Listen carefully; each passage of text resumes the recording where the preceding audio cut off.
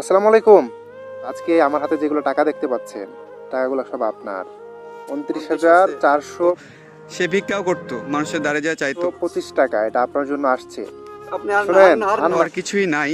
আর সে তাল গাছ তোলায় থাকতো, আপনি জানেন তো। না এটা এটা শেষ। কত করছেন? কত? খরচ তো মেলা হয়, যেহেতু এটা একটা তো ভাই বেঁধে নিচ্ছে আর কি গাড়ি। উন্নয়নমূলক কাজ বা একজন মানুষের পাশে দাঁড়ানো হতো দরিদ্র আজকে আমরা রতন ভাইয়ের গাড়িটা আসলে আসসালামু আলাইকুম, আজকে রতন ভাইয়ের গাড়িটা রং করতে দেবো। আর এই যে ভাই আরিফ ভাই আছে, তো ভাই আসলে রং করতে কত টাকা লাগবে? এই পুরো গাড়ি আসলে সব গাড়ির প্রতিটা অংশ রং করে নিব আমরা। আর এতটা সুন্দর করে রং করে দিবেন যে মানুষ দেখলে আসলে যে বলে যে হ্যাঁ আপনি রং করে দিচ্ছেন, এটা গরিব মানুষকে রং করে দিচ্ছেন, 50 বছরও যে রং নষ্ট হবে না আর এই করে খেতে পারে। তো কয়টা কি লাগবে? খরচ তো মেলা হয়, যেহেতু এটা একটা উন্নয়নমূলক কাজ বা একজন মানুষের পাশে দাঁড়ানো হতো দরিদ্র মানুষ। সেই সূত্রে হাতাও 1000-5 টাকার মতো হয়। মানুষকে দিব আসলে ওই লোকটা আসলে রতন ভাই, আপনি চিনেন কিনা? রতন চাচা, আমাদের এখানে হ্যাঁ, পাশেই সে আসলে খুবই দরিদ্র।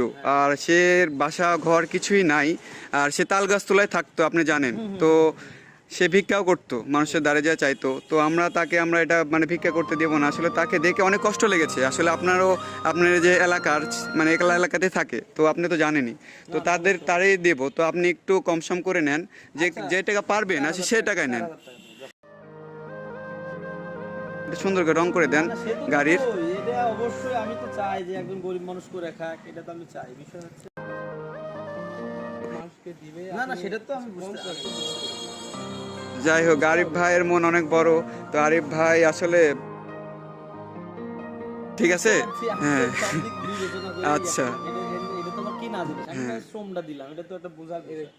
আর সামনের দিকে আপনি যে সুন্দর করে করে দিবেন, অসুবিধা নেই। আচ্ছা, টাকা কম যেন চার আচ্ছা হাজার ঠিক আছে। আপনাকে আমি হলো এই যে আসলে রং আসলে এক কাজ করেন, এসে যে আপনি 500 টাকা এটা বায়না স্বরূপ আপনি রাখেন।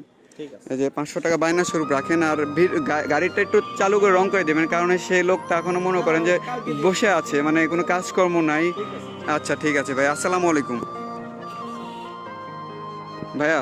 তাহলে চলো যাই ভাই, তাহলে আমরা যাই আজকে। আর আমরা কালকে আসবো। কালকে কয়টার দিকে আসবো? ওই মোটামুটি আচ্ছা ঠিক আছে।